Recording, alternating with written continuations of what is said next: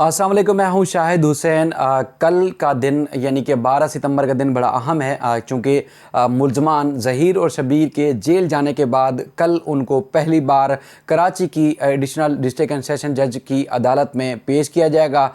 किस सूरत हाल में पेश किया जाएगा, पुलिस की जानिब से क्या रिपोर्ट्स आनी है और मुल्ज़मान ने जेल में किस तरह गुजारा, उसकी तफसीलात सामने आएंगी और उसकी केस में क्या पेशरफ्त होनी है, उसकी तफसीलात आपके सामने रखनी है। और ख़ास तौर पर अब जो 3-4 दिन या अगला हफ्ता गुजरना है उसमें कौन कौन से केसेस की क्या क्या समाअत होनी है, क्या क्या मामलात आगे बढ़ने हैं, उसकी तफसीलात आपके सामने रखनी है। तो इसलिए मैंने सोचा कि इस टाइम आपको बता दूं वीडियो की सूरत में, चूँकि बहुत सारे मैसेजेस और कॉल्स आ रही हैं कि जो केसेस की जो डेट्स हैं उसमें कौन कौन सी डेट्स को क्या क्या जो है वो कार्रवाई होनी है। तो सबसे पहले 12 सितंबर की हम बात कर लेते हैं। 12 सितंबर को अदालत ने वारंट गिरफ्तारी जारी किए थे जो नूर बीबी हैं, राय खुरम, वसीम समेत 6 मुल्ज़मान को, जिसको पुलिस ने मफरूर करार दिया था। उनका अहम रोल जो है वो चालान में बताया गया था कि मुल्ज़मान ने दुआ के न सिर्फ अगवा बल्कि जो दीगर निकाह और इसके अलावा जो 364A के तहत जो सेक्शन ऐड की गई है उसमें उनका जो है भरपूर किरदार ज़ाहिर किया गया था।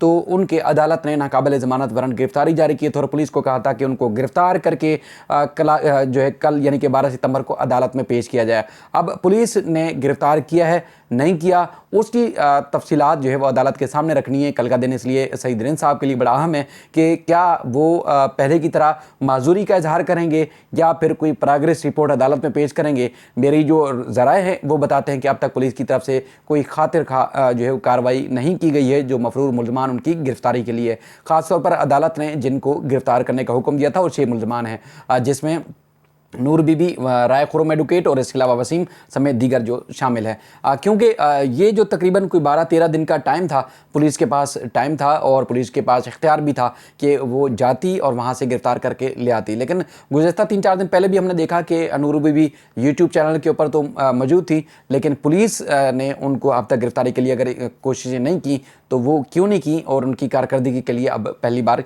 ये सवालिया निशान होगा। जहाँ तक मुल्ज़मान की अगर हम बात करें कि मुल्ज़मान जब जेल गए थे 30 अगस्त के बाद, उसके बाद फिर अब तक तकरीबन कोई 12 दिन हैं, 12-13 दिनों में क्या सूरत हाल रही, किस तरह उनको जेल में रखा गया है। देखें, लोग जिनका कभी अदालतों से या कभी उनका जो है वो जेल से या पुलिस की कार्रवाई से कभी वास्ता ही नहीं रहा और वो धड़ल्ले से रिपोर्टिंग करते हैं, उनकी रिपोर्टिंग या उनकी गलत और सही का जवाब दे तो हम नहीं हैं, लेकिन जो रूटीन की कार्रवाई अदालतों में होती है या जेल में होती है वो आपको रिपोर्ट ज़रूर कर सकते हैं। चूँकि पहले भी हम तज़किरा कर चुके हैं कि मामूल से या रूटीन से या जो गुंजाइश है उससे ज़्यादा कैदी जो है वो जेल के अंदर मौजूद हैं। और चूँकि जिस तरह कैपेसिटी है जेल के अंदर, सेंट्रल जेल कराची में कैपेसिटी है अगर 8,000 कैदियों की मिसाल के तौर पर, तो वहाँ 15 से 18,000 या 16,000 कैदी रखे गए हैं। ये पुलिस की रिपोर्ट्स बाकायदा तौर पर सिंध हाई कोर्ट में कई बार जमा हो चुकी हैं। तो मैं उस तनाजुर में आपको बता रहा हूँ कि गुंजाइश के से ज़्यादा कैदी हैं। तो फिर आप अंदाज़ा लगा सकते हैं कि जेल में अगर उन मुल्ज़मान को रखा जाता है जिनका असर रसूख नहीं है तो फिर उनको किस तरह वहाँ रहन सहन होगा या उनका किस तरह गुजारा हो रहा होगा। बुनियादी तौर पर यह है कि मतलब अगर किसी को ख्वाहिश हो कि उन मुल्ज़मान को फांसी के फंदे पर लटका दिया जाए या उनको उल्टा लटका दिया जाए, ये ख्वाहिश तो ज़रूर हो सकती है, लेकिन ये सबसे बड़ी सज़ा ये है कि उनको जेल भेज दिया गया है। तो इससे बड़ी कोई सज़ा नहीं हो सकती मेरा नहीं ख्याल के इससे बड़ी, या कोई किसी की ख्वाहिश हो कि उनको लूज़ मोशन लग गए या उनको जो है वो बिल्कुल कोई बैठने की जगह नहीं मिल पा रही या वो लोटा नहीं रख पा रहे, तो ये लोगों की अपनी ख्वाहिश हो सकती है। लेकिन ऐसा मेरा नहीं ख्याल कि ऐसी चीज़ों का रिपोर्ट भी करना चाहिए अगर ऐसे वाक़यात होते भी हैं तो। बहरहाल चूँकि ये रूटीन रही है कि कैदियों को किस तरह अदालतों में पेश किया जाता है, कई हम दूसरे केसेस में भी आपको रिपोर्ट करते रहें, उम्मीद है उसी तरह ही इनको पेश किया जाएगा। क्योंकि अगर VIP प्रोटोकॉल में पेश किया जाएगा तो यकीनी तौर पर अगर उनका कोई यानी कि उनको कोई इख्तियार नहीं है कि अगर वो B क्लास की सहूलियात हों, यानी कि अगर कोई टैक्स पेयर हो, ग्रेजुएट हो और उसके बाद फिर MP MNA या कोई बड़ा ओहदा रखता हो, तो उसको बग़ैर हथकड़ी और बग़ैर जो है वो समझ लें कि उनको जो है वो हथकड़ी के अदालतों में पेश किया जाता है।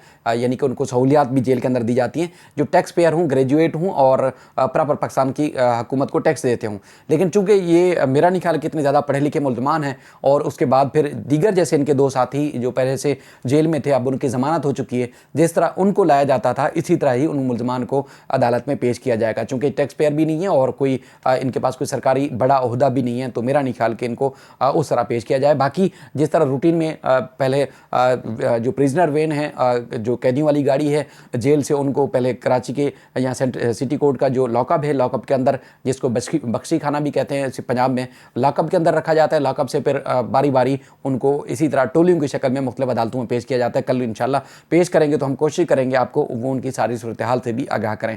उसके बाद फिर पुलिस ने यानी कि सईद रेंज साहब ने रिपोर्ट पेश करनी है। जिस तरह पहले वीआईपी प्रोटोकॉल में आते थे, यानी कि एक सरकार के मेहमान बनकर पुलिस की सिक्योरिटी में, अब उस सूरत हाल में नहीं आएंगे। अब इनको पुलिस से हटके जेल या कोर्ट पुलिस जो है वो लाया करेगी पेशी के ऊपर दीगर आम कैदियों के साथ।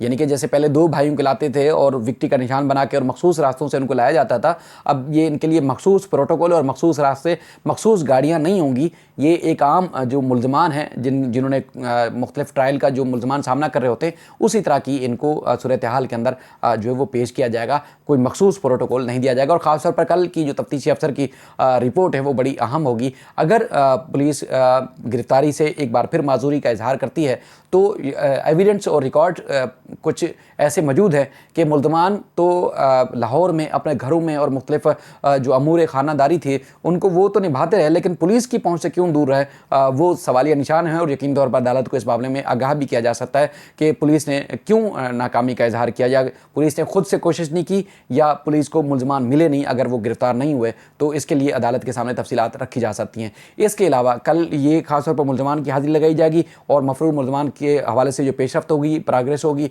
वो अदालत के सामने पेश की जाएगी। और उसके बाद फिर जो 14 सितंबर का दिन है वो बड़ा अहम है।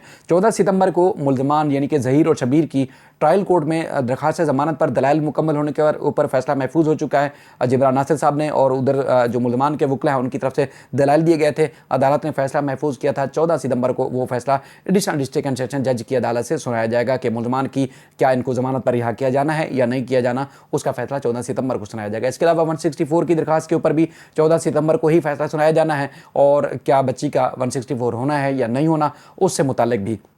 उसके बाद दूसरी चीज़ें बताने से पहले थोड़ा सा मैं बच्ची के स्टेटमेंट के हवाले से अगर आपको बताऊं, तो बच्ची के स्टेटमेंट का इतनी तफसील से सामने आना वो एक बहुत बड़ा सवालिया निशान है कि इस तरह एक तरतीब के साथ जो बच्ची, जिसको मैं पहले भी बता चुका हूं कि जिसको ये फ़र्क नहीं पता कि कास्ट और मसला क्या चीज़ होती है, तो वो बच्ची इतना बड़ा एक बारीक बिनी से उसको सारी चीज़ें याद हैं। यानी कि वो बच्ची घर से कैसे गई, लाहौर कैसे पहुंची, और उसके बाद फिर राय खुरम कौन थे, और वहाँ से फिर कब कब चिश्तियाँ और ये वो सारी चीज़ें उसको कैसे पता थी, यानी कि किस तरह याद है। यानी कि जिस बच्ची को अपने मसलक और कास्ट का नहीं पता, जैसे आपने जब जुनैद गफ़ार साहब ने पूछा कि आपकी कास्ट क्या है तो बताती हैं कि वो शिया हूँ, तो अब मतलब वो ये तो मसला के कास्ट तो नहीं है शिया। तो इसके अलावा जब दीगर चीज़ें थी उसके हवाले से भी बच्ची को नहीं पता। यानी कि अगर जिसके साथ 22 घंटे उसके मुताबिक सफ़र किया बच्ची ने, तो बच्ची की ने 22 घंटे जिसके साथ सफ़र किया है उसका नाम तक नहीं पता उसको, लेकिन वो पूरी कहानी पौने 2 पेज में बयान कर रही है। तो इसका मतलब ये है कि पूरा प्लांटेड एक तरीके से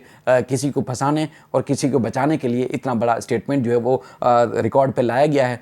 ये बहुत दिन पहले था, हमने पहले भी आपके सामने तज़किरा कर चुके हैं, 12 बार तज़किरा कर चुके हैं। इस स्टेटमेंट के ऊपर भी सवालिया निशान होंगे, क्योंकि पहले भी जो इसका बच्ची का जो बयान था 26 अप्रैल का आई थिंक, तो वो 26 अप्रैल का बयान अब भी मेरे पास मौजूद है। जो इस बयान के साथ मैं कभी किसी दिन आपको इसका जो है वो जो तजादात हैं वो भी पढ़ के सुनाऊँगा कि वो था तकरीबन 10-11 लाइनों का, और ये बयान है पौने 2 सफ़ात का। तो आप अंदाज़ा लगा सकते हैं कि बच्ची इन 4-5 महीने में कितनी काबिल हो चुकी है, उसको सारी चीज़ें याद हैं। अगर याद नहीं है, ना टैक्सी ड्राइवर का नाम याद है और ना ही उसको मसलक और कास्ट का पता है। बहरहाल ये लगता है कि पूरा एक प्लान करके पूरी एक तैयारी के साथ तामुन किया गया है। पुलिस की तरफ से भी मुमकिन है किया जा सकता है, या वकला की हिमायत भी या उनकी जो है वो एक गाइडेंस भी शामिल हो सकती है कि जिस तरह एक पूरा प्रॉपर तरीके से बयान बच्ची का रिकॉर्ड यानी कि 161 का रिकॉर्ड किया गया है, जो कि आई थिंक 26 या 28 जुलाई को रिकॉर्ड किया गया है। अच्छा, उसके अलावा जो बच्ची से मुलाकात की दरख्वास्त थी उस पर भी अदालत की तरफ से फैसला महफूज किया गया था, वो भी 14 सितंबर को ADJ साहब की अदालत में सुनाया जाएगा। इसके अलावा जो दूसरी चीज़ें हैं एमएलओ से मुतालिक दरख्वास्त पर, और इसके अलावा जो चालान की मंजूरी के ऊपर मुल्ज़मान की तरफ से दरख्वास्त दायर की गई थी सिंध हाई कोर्ट में, उसकी समाअत 20 सितंबर को होगी। और जो प्रोग्रेस होगी इंशाल्लाह आपके सामने रखते रहेंगे। और कल इंशाल्लाह तबीयत बेहतर है और इंशाल्लाह फील्ड में जाएंगे और आपको वहाँ से रिपोर्ट करेंगे जो जो चीज़ें होंगी। अपना ख्याल रखिएगा। अल्लाह हाफ़िज़।